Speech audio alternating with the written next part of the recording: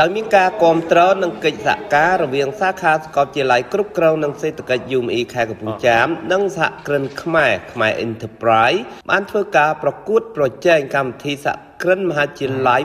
2025 ទៅលើគំរូអាជីវកម្ម 2025 លើប្រធានបទប្រេងឆាសុខភាពគ្រាប់ស្វាយចន្ទីប្រហុកខ្ទិះនិងអាហារចេកក្រៀមដែលពិធីនេះបានធ្វើឡើងនៅសាខាសាកលវិទ្យាល័យគ្រប់គ្រងនិងសេដ្ឋកិច្ច UME ខេត្តកំពង់ចាមនាថ្ងៃទី 6 ខែធ្នូឆ្នាំ 2025 ហើយការប្រកួតប្រជែងនេះដែរក៏មានការវាយតម្លៃដាក់ពិន្ទុទៅតាមគណៈកម្មការវាយតម្លៃចំណាត់ថ្នាក់ដែលដឹកនាំដោយអេដាមមួនវិស្នាសាកលវិទ្យាធិការរងទទួលបន្ទុកសាខាសាកលវិទ្យាល័យគ្រប់គ្រងនិងសេដ្ឋកិច្ចខេត្តកំពង់ចាមនិងលោកជំទាវអុកសាវីសូមស្ដាប់នឹងការបញ្ជាក់បន្ថែមរបស់អេដាមមួនវិស្នានិងក្រុមដែលទទួលបានជ័យលាភីលេខ1បាទជម្រាបសួរថ្ងៃនេះគឺជាព្រឹត្តិការណ៍ថ្មីមួយបន្ថែមទៀតនៅក្នុង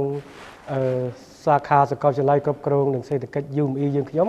ដែលមានរៀបចំការប្រកួតប្រជែងយើងហៅថាគម្រោងសហគ្រិនមហាវិទ្យាល័យហើយគម្រោងសហគ្រិនមហាវិទ្យាល័យនេះគឺកើតឡើងដោយកិច្ចព្រមព្រៀងគ្នារវាងសាខាសាកលវិទ្យាល័យគ្រប់គ្រងនិងសេដ្ឋកិច្ច UME ខេត្តកំពង់ចាមជាមួយនឹងសហគ្រិនខ្មែរដែលយើងហៅថាខ្មែរ Enterprise អញ្ចឹងក្នុងកិច្ចព្រមព្រៀងនេះគឺជាការបណ្ដុះគំនិតជំនាញនៃការច្នៃប្រឌិតជូនដល់និស្សិតដើម្បីគាត់មានលទ្ធភាពបង្កើតជាយើងហៅថា prototype ជាផលិតផលគំរូដើម្បីយកមកចាក់ដាក់ចូលរួមក្នុងការ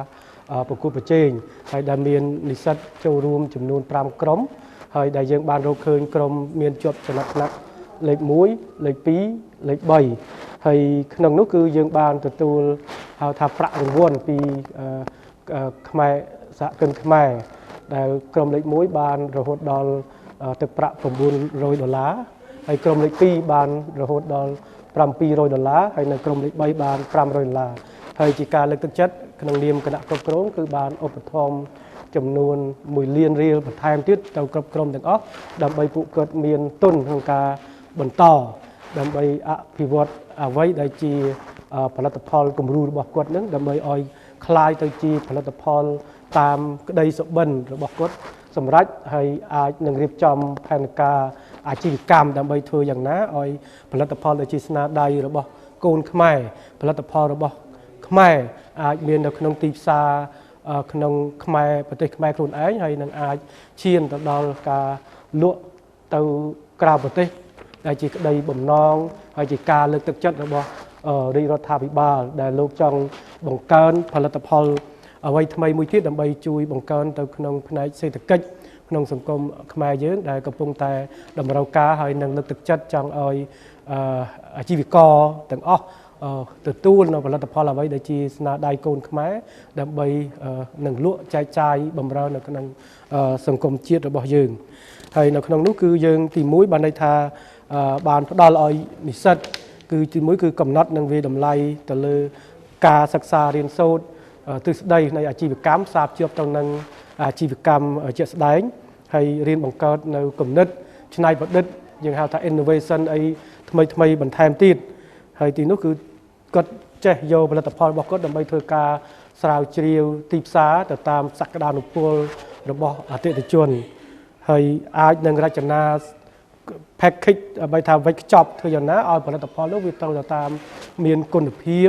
អាចតេស្តទៅតាមស្តង់ដារជាតិនិងការទទួលស្គាល់ជាលក្ខណៈអន្តរជាតិកាន់តែល្អប្រសើរក្នុងនាមគណៈគ្រប់គ្រងសាកលវិទ្យាល័យ UME ខេត្តកំពង់ចាមគឺបានតាំងចិត្តថានឹងបន្ត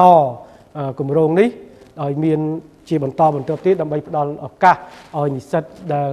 នៅតាមខេត្តអាចចូលរួមប្រកួតប្រជែងបានហើយយើងនឹងគៀងគោហើយក៏សូមអំពាវនាវដល់ដៃគូអាជីវកម្មទាំងអស់អាចចូលរួមជាមួយនឹងសាកលវិទ្យាល័យយើងបានដើម្បីធ្វើយ៉ាងណាជួយឲ្យយុវជនខ្មែរកូនខ្មែរមានឱកាសក្នុងការមានគំនិតច្នៃប្រឌិតបង្កើតរបស់អ្វីថ្មីដើម្បីបម្រើនៅក្នុងសេដ្ឋកិច្ចខ្មែរយើងបាទសូមអរគុណបាទ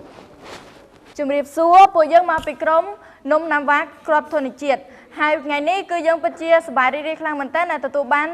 ជ័យលាភីលេខ1ថ្ងៃនេះគឺជាថ្ងៃដែលយើងចូលរួមនៅក្នុងកម្មវិធីសហគ្រិនកម្រិតមហាវិទ្យាល័យស្ថិតនៅក្នុងសាកលវិទ្យាល័យគ្រប់គ្រងនិងសេដ្ឋកិច្ចសាខាខេត្តកំពង់ចាម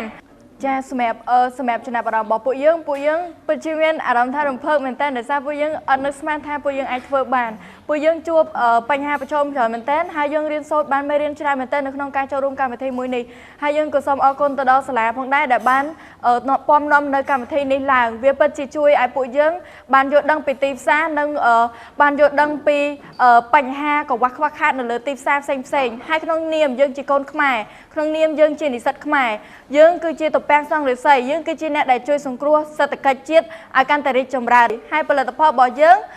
គឺយើងយកចេកណាំវ៉ាដើម្បីយកមកច្នៃធ្វើជានំជាលទ្ធផលក្រុមពួកយើងទទួលបានជ័យលាភីលេខ1ហើយជ័យលាភីដែលយើងទទួលបាន